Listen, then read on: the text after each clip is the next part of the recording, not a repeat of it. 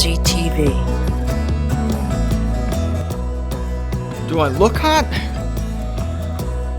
Yeah, I feel hot. I'm all kinds of sweaty over here. And it's not hot in Fort Lauderdale, but I actually had the heat on today, which is actually rare. Probably only, you don't want to know. I feel sorry, I lived up north for 50 years. I know what it's like up there. I know it's rough.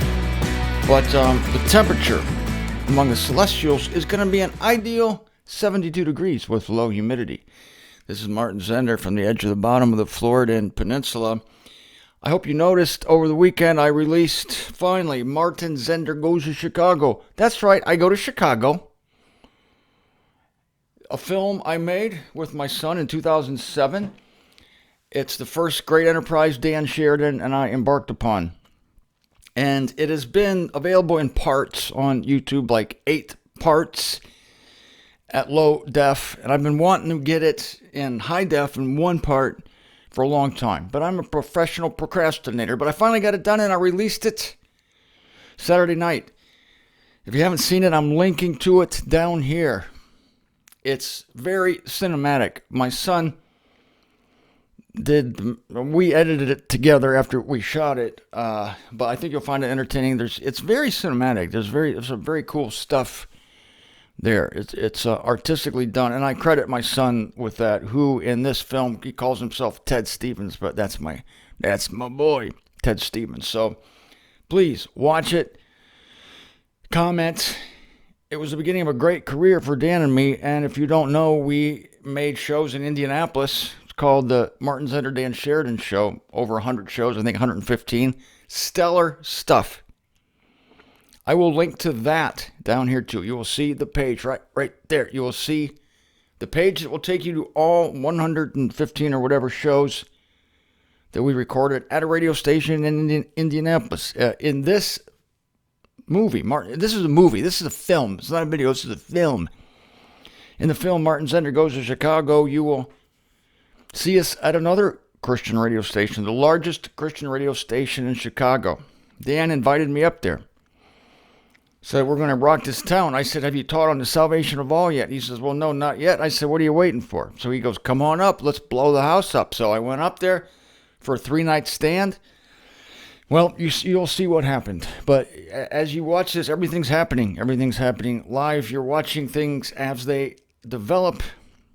The ending of that film, I promise you, my son and I were working on it. I wasn't sure how it was going to end. And then I got a call from Dan, and you're going to see what happened, and it was the perfect ending. I said, well, there's my ending right there, and it's pretty phenomenal.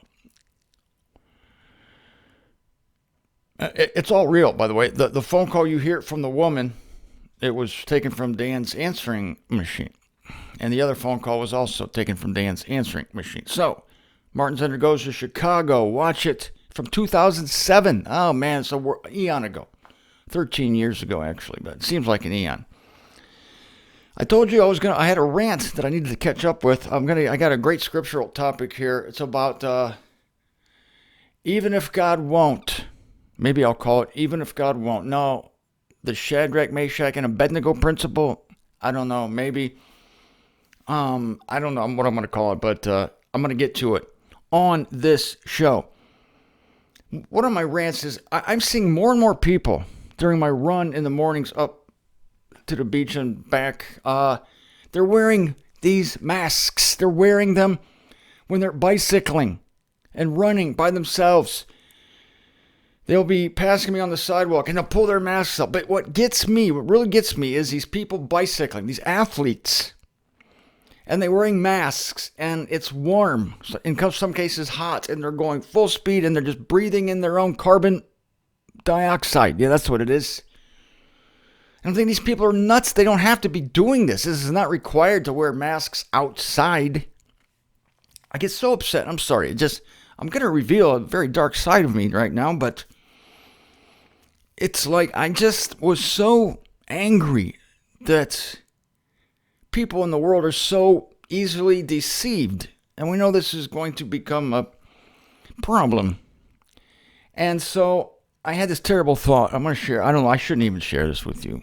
But there's a dark side of me, I guess. I just said, you know what?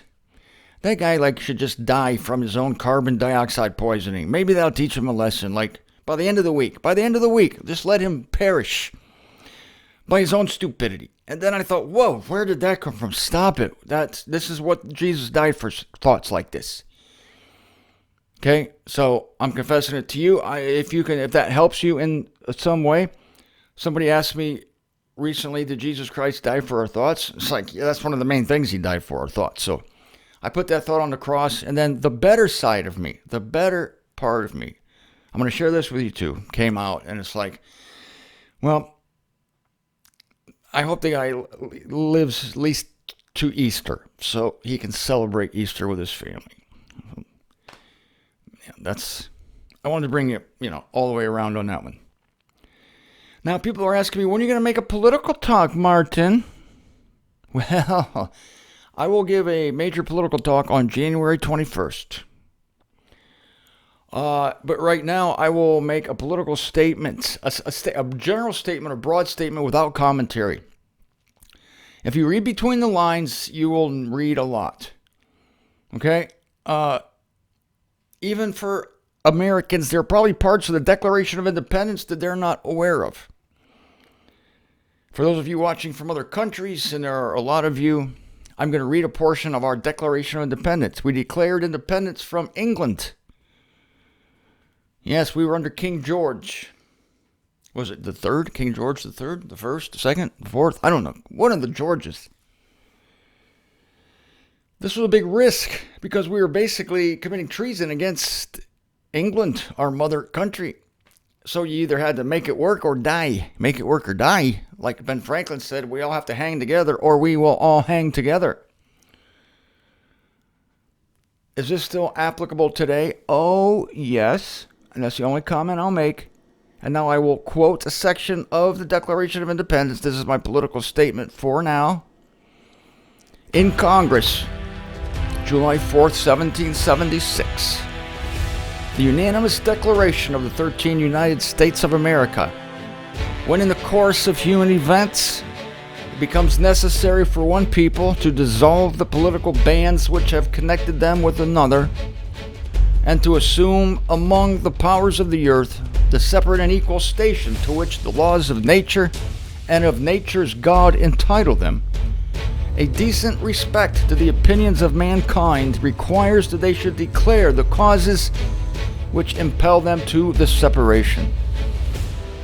We hold these truths to be self-evident, that all men are created equal, and that they are endowed by their Creator with certain unalienable rights, that among these are life, liberty, and the pursuit of happiness. That to secure these rights, governments are instituted among men, deriving their just powers from the consent of the governed.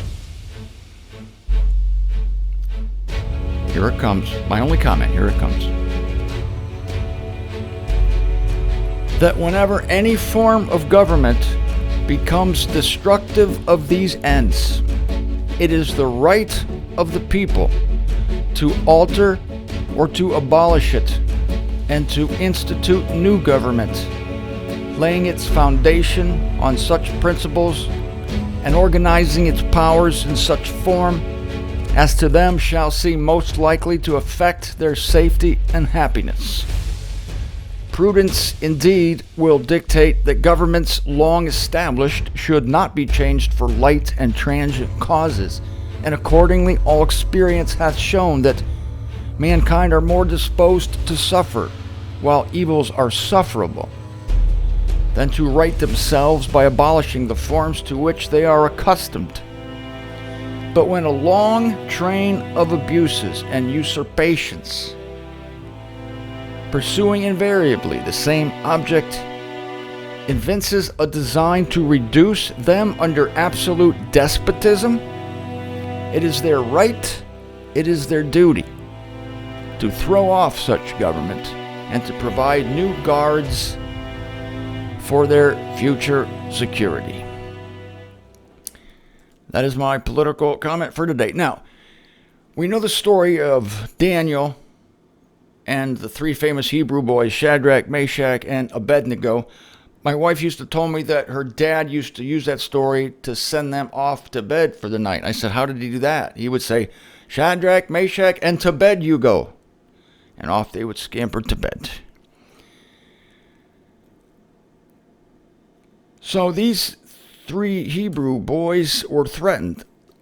All of the peoples of Babylon were threatened by none other than Nebuchadnezzar, who demanded that everyone bowed down to an image that he had made. It was a fine image, very statuesque. In fact, it was a statue. It was a golden image, I think. What was this thing made of? Golden. It was a golden image. You are ordered, nations, peoples, leagues, language groups, as soon as you shall hear the sound of the horn, the pipe, the lyre, the trigon. Don't know what a trigon is. I think it goes something like this. That's the trigon. The psalteries in concert. All sorts of music. In fact, that's what it says. The Concordant version. All sorts of music.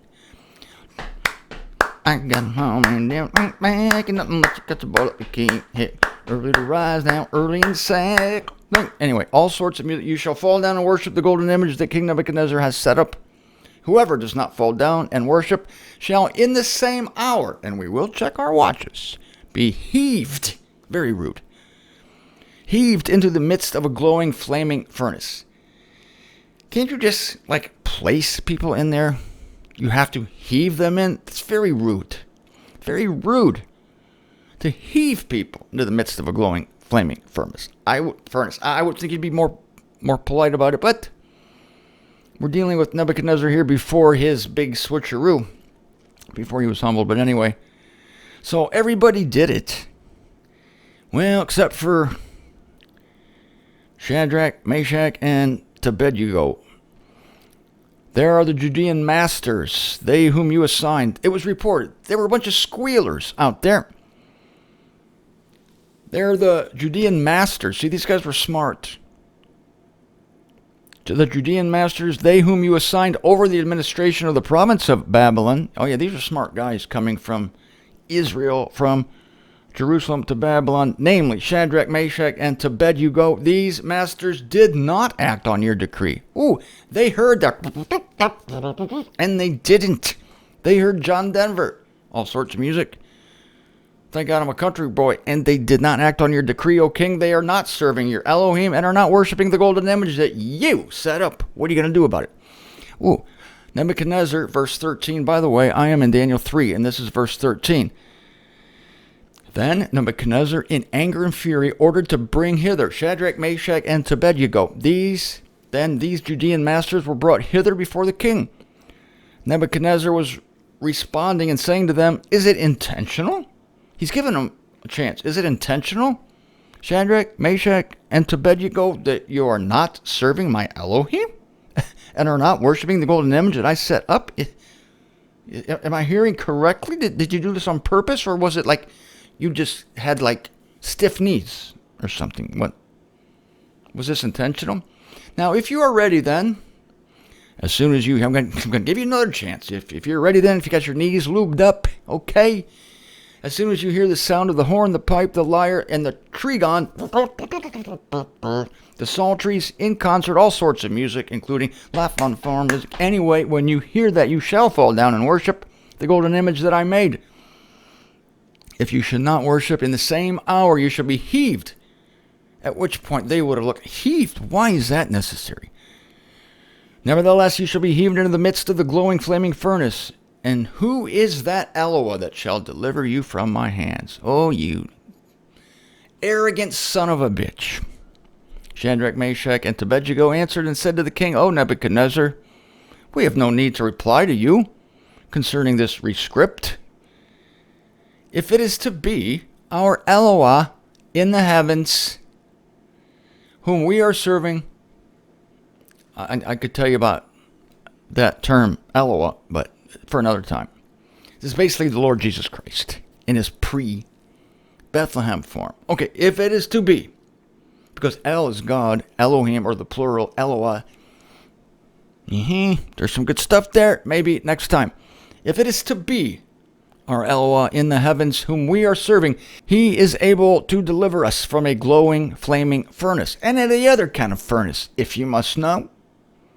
And from your hand, O king, shall he deliver us. But if not, is this wavering here? No.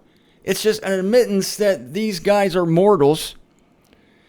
They have confidence in their God. They know that he is able to deliver them, and they confidently state that he will deliver us. Oh, you seem pretty confident. Yes, we are. He will deliver us. But if he doesn't, okay, is there anything wrong with that? Does that mean they falter? Does that mean they don't trust their God? No. It just means that they're mortal, and they're not sure what he's going to do in this instance. Simple as that. If not, let it be known to you, O king, that your Elohim are not those we are serving. See, Elohim's the plural. Eloah is Christ. Okay. The Elohim are the two subjectors. Eloah is to subjector, and El is subjector. Anyway, let it be known to you, O king, that your Elohim are not those we are serving. And we don't know your Elohim. And the golden image that you have set up, we will not worship. You can see how it went. We can talk about how it went later, maybe, and give you the details. But if you don't know the end of the story, king got so pissed off, he heated the furnace up like 5 times. It's like, I'll teach them a lesson, which I would be happy about that. It's like, yeah, turn it up. I don't want to take any chances that I'm going to, like, slow cook. All right? I don't want to be on a rotisserie. Turn it up 5 times. Like, he thought he was doing them like a terrible service. Turn it up 5 times. That'll teach him. Oh, yeah, great. It was like what I was telling you about the Amalekites getting killed by the armies of Saul. It's like, here, take me first. Can you take me first, Saul? Don't miss. Everybody's trying to get in line. They want to get done in first. Just, yeah, heat it up 10 times if you want. Here's the point. Our God can deliver us. Our God will deliver us. However, if he doesn't, there it is. If he doesn't. People say to me about the snatching away. They say, Martin Zender, you're pretty confident about the snatching away. Oh, yes, I'm very confident about it. It will happen. You have told us when you think it might happen. Yes, I have indeed. Well, I think it's going to happen 2.5 minutes from now. I've also had a larger picture. I said, according to the timing of the 6,000 years, that I believe it will happen soon. If not 2.5 minutes from now, then broadly speaking, maybe 2.5, 3 months from now. Will God do that? Of course he will do it. But if he doesn't, what? You're waffling, Zender. In a way, I am waffling. I know he's going to do it. I just don't know when he's going to do it. And the question is asked to me is, if he doesn't come in the spring, like you say, or you suggest he might. I don't know if he's going to come in the spring. I suggest he might for different reasons. I already gave you the reasons. They are many and plentiful, which may be the same thing. Yes, but if he doesn't, the assumption is my world will fall apart. The assumption is that I no longer trust God. The assumption is that I will admit that I'm wrong and I will slink away in despair, shame, and humiliation and cast myself into a fiery furnace where I will never hear John Denver's song ever again, including Country Roads. Yeah. This is not the case, my friends, because I am of the disposition of Shadrach, Meshach, and to bed you go. And I know that my God is faithful, and I know that he can deliver and will deliver. However, if he doesn't deliver according to when I think he's going to deliver, even based on the most educated guess that I possibly have, I will not forsake God. It will not turn me away from him. It will not turn me away from his promise. Because even if I die, he will keep me. He'll keep my spirit. He knows me, and though he slay me, yet I will trust in him. Nobody is ever going to say about me, just because I know the faith that is been given me. And I hope that you have this same confidence, that we rely on ourselves. We believe scriptural revelation, but where there is no scriptural revelation, we will proffer hypotheses and state them to be just that and only that. Let God be true, though every man a liar. Many people can say when they think the snatching away will happen. The reason it hasn't happened yet is because 6,000 years from Adam hasn't expired yet. But I believe it will expire soon. If I'm wrong, I still won't serve this world. I still will not deny what God said is going to happen. There are many examples of, though he slay me, yet I will trust in him. Job, let's go there real quick before the end of this show. Job 13:15. Behold, he may dispatch me. This is a concordant version. Look at here. I got the whole concordant Old Testament in one volume. Though he may dispatch me, yet I shall wait for him. Listen to this verse in other versions. This is beautiful, and I'll close with this. Though he slay me, yet I will hope in him. I will surely defend my ways to his face. That's the NIV. The New Living Translation, not generally a translation you rely upon. It's a paraphrase, but I like it. Listen to this. God might kill me, but I have no other hope. I'm going to argue my case with him. God might kill me. God might kill me before the snatching away. He might delay the snatching away longer than I think it might be. Will you then denounce your position? No, I will not denounce my position. Because the position, the fact of the snatching away is true. English Standard Version, though he slay me, I will hope in him.